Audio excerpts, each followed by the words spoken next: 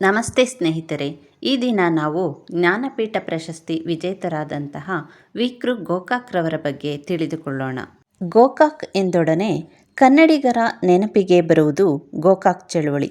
1980ರ ದಶಕದಲ್ಲಿ ಕನ್ನಡವನ್ನು ಶಾಲೆಗಳಲ್ಲಿ ಪ್ರಥಮ ಭಾಷೆಯಾಗಿ ಕಡ್ಡಾಯಗೊಳಿಸುವ ಹಾಗೂ ನಮ್ಮ ರಾಜ್ಯದ ಆಡಳಿತ ಭಾಷೆಯಾಗಿ ಅನುಷ್ಠಾನಗೊಳಿಸುವ ಸಂಬಂಧ ಸಿದ್ಧಗೊಂಡ ಗೋಕಾಕ್ ಸಮಿತಿಯ ವರದಿಯು ಕರ್ನಾಟಕದಾದ್ಯಂತ ಮಿಂಚಿನ ಚಳುವಳಿಯಾಗಿ ಮಾರ್ಪಟ್ಟು ಮೇರುನಟ ಡಾಕ್ಟರ್ ರಾಜ್ಕುಮಾರ್ ರವರನ್ನು ಒಳಗೊಂಡಂತೆ ಎಲ್ಲ ಕಲಾವಿದರು, ಸಾಹಿತಿಗಳು ಮತ್ತು ಕನ್ನಡ ಅಭಿಮಾನಿಗಳು ಚಳುವಳಿಯಲ್ಲಿ ಭಾಗವಹಿಸಿ ಸರ್ಕಾರವನ್ನು ಎಚ್ಚರಿಸಿದರು.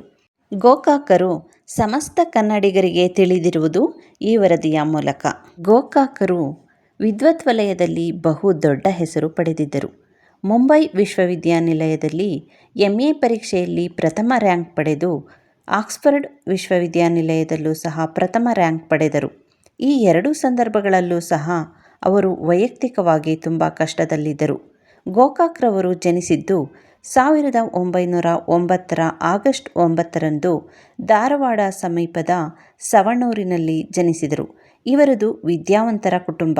ಇವರ ತಂದೆ ವಕೀಲರಾಗಿದ್ದರು. ಇವರ ತಂದೆಯ ಹೆಸರು ಕೃಷ್ಣರಾಯರು ಮತ್ತು ತಾಯಿಯ ಹೆಸರು ಸುಂದರಕ್ಕ. ಇವರ ತಾತ ಶಿಕ್ಷಕರಾಗಿದ್ದರು. ಗೋಕಾಕರು ಚಿಕ್ಕಂದಿನಲ್ಲೇ ಕನ್ನಡ ಹಾಗೂ ಇಂಗ್ಲಿಷ್ ಭಾಷಾ ಸಾಹಿತ್ಯದ ಮೇಲೆ ಪ್ರಭುತ್ವ ಸಾಧಿಸಿದ್ದರು. ಇಂಗ್ಲಿಷ್ನ ವರ್ಡ್ಸ್ವರ್ತ್, ಶೆಲ್ಲಿ, ಕೀಟ್ಸ್, ಟೆನಿಸನ್ ಮೊದಲಾದ ಕವಿಗಳ ಕಾವ್ಯದಿಂದ ಪ್ರೇರೇಪಿತರಾಗಿ ಇಂಗ್ಲಿಷ್ನಲ್ಲಿ ಕವಿತೆಗಳನ್ನು ಬರೆಯಲು ಶುರು ಮಾಡಿದರು. ಆದರೆ ಮುಂದೆ ಬೇಂದ್ರೆಯವರು ಗೋಕಾಕರಿಗೆ ಕನ್ನಡದಲ್ಲಿ ಬರೆಯುವಂತೆ ಪ್ರೇರಣೆ ನೀಡಿದರು. ಹೀಗಾಗಿ ಗೋಕಾಕರು ಎರಡೂ ಭಾಷೆಗಳಲ್ಲಿ ಸಾಹಿತ್ಯ ರಚನೆ ಮಾಡಿದ್ದಾರೆ.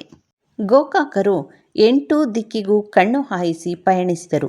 ಅದರ ಫಲವೇ ಅವರ ಸಮುದ್ರಗೀತೆಗಳು. ಈ ಸಂಕಲನ ನವ್ಯಕಾವ್ಯದ ಉದಯಕ್ಕೆ ಕಾರಣವಾಯಿತು. ಆನಂತರದಲ್ಲಿ 1960ರಲ್ಲಿ ಪ್ರಕಟವಾದದ್ದು ಅವರ ದ್ಯಾವ ಪೃಥ್ವಿ ಕಾವ್ಯ. ಸಮುದ್ರದ ಆಕಾಶದ ಪಯಣದ ಅನುಭವ ಈ ಸಂಕಲನದಲ್ಲಿ ಮೂಡಿಬಂದಿರುವುದನ್ನು ಕಾಣಬಹುದು.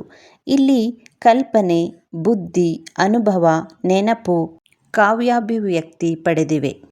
ಗೋಕಾಕರು ಊರ್ಧ್ವತೆ, ಚಲನ, ಧಾರಣ, ಅವತರಣ ಈ 4ನ್ನು ಜೀವನ ಸೂತ್ರಗಳಾಗಿ ಪರಿಗಣಿಸುತ್ತಾರೆ. ತಮ್ಮ ಜೀವನ ದರ್ಶನವನ್ನು ಇಲ್ಲಿ ಕಾಣಲು ಪ್ರಯತ್ನಿಸುತ್ತಾರೆ. ಜೀವನ ಸರಳ ರೇಖೆಯಲ್ಲ. ಅವರೇ ಒಮ್ಮೆ ತಮ್ಮ ಜೀವನ ಸಿದ್ಧಾಂತಗಳನ್ನು ಕುರಿತು ಮಾತನಾಡುತ್ತಾ ನಾನೊಬ್ಬ ಸಂಕೀರ್ಣತೆಯ ಉಪಾಸಕ ಎಂಬುದಾಗಿ ಸ್ಪಷ್ಟಪಡಿಸಿದ್ದಾರೆ. ಅವರು ಆಧುನಿಕ ವಿಚಾರಧಾರೆಗಳಿಗೆ ತೆರೆದುಕೊಳ್ಳುತ್ತಲೇ ಸಾಯಿಬಾಬಾಗೆ ಪರಮ ಭಕ್ತರಾಗಿರುವುದು ಅವರ ಸಂಕೀರ್ಣ ವ್ಯಕ್ತಿತ್ವಕ್ಕೊಂದು ಉದಾಹರಣೆಯಷ್ಟೇ. ಗೋಕಾಕರು ಬರೆದಿರುವ 35,000 ಸಾಲಿನ ಮಹಾಕಾವ್ಯ ಭಾರತ ಸಿಂಧು ರಶ್ಮಿ. ಇಲ್ಲಿ ವಿಶ್ವಾಮಿತ್ರ ಕೇಂದ್ರ ಪಾತ್ರ. ಆ ಪಾತ್ರದ ಸಂಕೀರ್ಣತೆ ಕೃತಿಯ ಉದ್ದಕ್ಕೂ ಬೆಳೆಯುತ್ತಾ ಹೋಗುತ್ತದೆ. ಇದು ವೈದಿಕ ಹಾಗೂ ಆಧುನಿಕ ಪ್ರಜ್ಞೆಯ ಸಂಯೋಗ. ವಿಶ್ವಾಮಿತ್ರನ ವಿಶ್ವಮಾನವತೆ, ವಿಶ್ವಕುಟುಂಬ ಪ್ರಜ್ಞೆ, ಅದಕ್ಕೂ ಮೀರಿದ ಆಧ್ಯಾತ್ಮ ಪ್ರಜ್ಞೆ ಈ ಕೃತಿಯಲ್ಲಿ ಹರಡಿಕೊಂಡಿದೆ. ಮಹಾಕಾವ್ಯದ ಲಕ್ಷಣಗಳನ್ನೆಲ್ಲ ಒಳಗೊಂಡಿರುವ ಈ ಕೃತಿಯು ಮಹತ್ವದ ಆಧುನಿಕ ಕನ್ನಡ ಮಹಾಕಾವ್ಯಗಳಲ್ಲಿ ಒಂದಾಗಿದೆ. ಮನುಕುಲದ ಒಳಿತನ್ನು ಬಯಸುವ ಆಶಯದ ಈ ಕೃತಿ ಗೋಕಾಕರ ಮೇರು ಕೃತಿಯಾಗಿದೆ. ಗೋಕಾಕರ ಬೃಹತ್ ಕಾದಂಬರಿ ಸಮರಸವೇ ಜೀವನ. ಇದು ಸುಮಾರು 2 ದಶಕದ ಅವಧಿಯಲ್ಲಿ ರಚಿತವಾದ ಈ ಕಾದಂಬರಿ ಪ್ರಕಟವಾದುದು 1956ರಲ್ಲಿ. ಆಗ ಗೋಕಾಕರಿಗೆ ಮಧ್ಯಪ್ರಾಯ. ಬೇಂದ್ರೆಯವರ ಜೀವನ ಸಿದ್ಧಾಂತದ ಸಾಲಾದ ಸರಸವೇ ಜನನ, ವಿರಸವೇ ಮರಣ, ಸಮರಸವೇ ಜೀವನ ಈ ಕಾದಂಬರಿಯಲ್ಲಿ ವಿಸ್ತಾರವಾಗಿ ಚಾಚಿಕೊಂಡಿದೆ. 4 ತಲೆಮಾರಿನ ಮನೆತನಗಳನ್ನು ಇಲ್ಲಿ ಚಿತ್ರಿಸಲಾಗಿದೆ. ಸ್ವಾತಂತ್ರ್ಯ ಪೂರ್ವದಲ್ಲೇ ರಂಗಪ್ರಯೋಗಗಳಾಗಿ ಯಶಸ್ಸು ಕಂಡ ಗೋಕಾಕರ ನಾಟಕಗಳೆಂದರೆ ಜನನಾಯಕ ಹಾಗೂ ಯುಗಾಂತರ. ಜನರಲ್ಲಿ ಸಾಮಾಜಿಕ ಪ್ರಜ್ಞೆಯನ್ನು, ಸ್ವಾತಂತ್ರ್ಯದ ಅರಿವನ್ನು ಉಂಟುಮಾಡುವಂತಹ ನಾಟಕಗಳು. ವಿಮರ್ಶಕ ವೈದ್ಯ ಒಂದು ವಿಡಂಬನಾತ್ಮಕ ನಾಟಕವಾಗಿದೆ. ನವೋದಯ ಸಾಹಿತ್ಯವನ್ನು ವಿರೋಧಿಸುವ ಕಾಲಘಟ್ಟದ ನಾಟಕ ಇದಾಗಿದೆ. ನವೋದಯದ ಅತಿ ಎನ್ನಬಹುದಾದ ರಮ್ಯತೆಯನ್ನು ಪ್ರಾಸದ ಹುಮ್ಮಸ್ಸನ್ನು ವಿಡಂಬನೆಗೆ ಒಳಪಡಿಸಲಾಗಿದೆ. ಮುನಿದರೆ ನಾರಿ ಸಾಮಾಜಿಕ ಕೌಟುಂಬಿಕ ದುರಂತವೊಂದನ್ನು ಪ್ರತಿಬಿಂಬಿಸುವ ನಾಟಕವಾಗಿದೆ. ಗೋಕಾಕರ ಗದ್ಯ ಬರಹ ವಿಶಿಷ್ಟ ಕಾವ್ಯಾತ್ಮಕ ಹಾಗೂ ಆಧ್ಯಾತ್ಮಿಕ ನೆಲೆಯನ್ನು ಸಹ ಹೊಂದಿದೆ. ಚೆಲುವಿನ ನಿಲುವು ಲಲಿತ ಪ್ರಬಂಧ ಸಂಕಲನವು ಬೆಡಗಿನ ಮಾದರಿಯದು. ನವ್ಯ ಸಾಹಿತ್ಯವನ್ನು ಪ್ರತಿಪಾದಿಸುವ ಗೋಕಾಕರ ವಿಮರ್ಶೆಯೇ ಸಾಕಷ್ಟಿದೆ. 1950ರಲ್ಲಿ ಮುಂಬೈನಲ್ಲಿ ನಡೆದ ಅಖಿಲ ಭಾರತ ಕನ್ನಡ ಸಾಹಿತ್ಯ ಸಮ್ಮೇಳನದಲ್ಲಿ ನವ್ಯ ಸಾಹಿತ್ಯಕ್ಕೆ ನಾಂದಿ ಹಾಡಿದರು. ಇಂದಿನ ಕನ್ನಡ ಕಾವ್ಯದ ಗೊತ್ತು ಗುರಿಗಳು, ನವ್ಯತೆ ಮೊದಲಾದ ವಿಮರ್ಶಾ ತತ್ವಗಳು ಮತ್ತು ಪ್ರಾಯೋಗಿಕ ವಿಮರ್ಶಾ ಕೃತಿಯು ಗೋಕಾಕರ ಸಂಪಾದಕತ್ವದಲ್ಲಿ ಪ್ರಕಟವಾಯಿತು.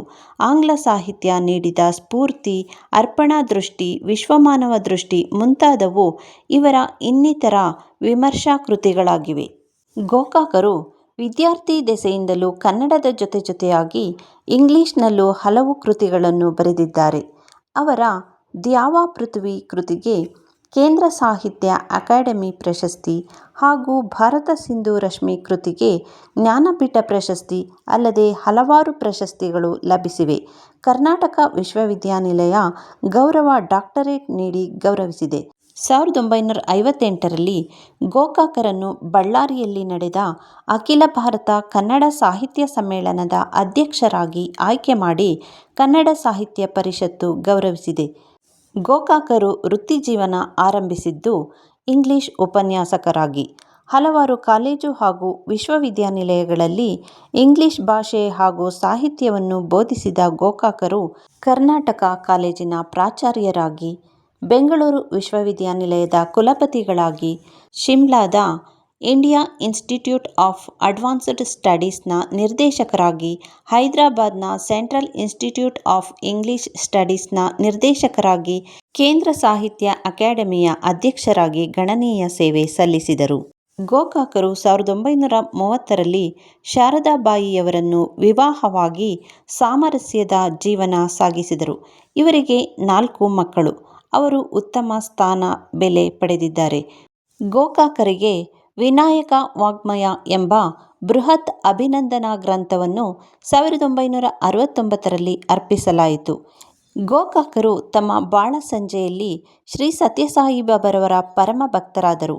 ಬಾಬಾರವರ ಪ್ರಶಾಂತಿ ನಿಲಯದ ಪೂರ್ಣ ವಿದ್ಯಾಪೀಠದ ಕುಲಪತಿಗಳಾಗಿ ಕೆಲಕಾಲ ಸೇವೆ ಸಲ್ಲಿಸಿ ಅವರ ಜೀವನ ಹಾಗೂ ಸಾಧನೆಗಳನ್ನು ಕುರಿತ ಕೃತಿಗಳನ್ನು ರಚಿಸಿದರು. IBH ಪ್ರಕಾಶನವು 1980ರ ದಶಕದಲ್ಲೇ ಸಮಗ್ರ ವಿನಾಯಕ ವಾಙ್ಮಯ ಶೀರ್ಷಿಕೆಯಡಿಯಲ್ಲಿ ವಿನಾಯಕ ಸಾಹಿತ್ಯದ ಎಲ್ಲ ಪ್ರಕಾರಗಳನ್ನು ಪ್ರತ್ಯೇಕ ಭಾಗಗಳಾಗಿ ಪ್ರಕಟಿಸಿ ಓದುಗರಿಗೆ ತಲುಪುವಂತೆ ಮಾಡಿತು. ಕನ್ನಡ ಸಾಹಿತ್ಯವನ್ನು ಶ್ರೀಮಂತಗೊಳಿಸಿದ ಧೀಮಂತ ಚೇತನ ವಿನಾಯಕ ಕೃಷ್ಣ ಗೋಕಾಕ್. ಇವಿಷ್ಟು ಜ್ಞಾನಪೀಠ ಪ್ರಶಸ್ತಿ ವಿಜೇತರಾದಂತಹ ವಿ.ಕೃ. ಗೋಕಾಕ್ರವರ ಬಗೆಗಿನ ವಿಶೇಷ ಮಾಹಿತಿಯಾಗಿತ್ತು.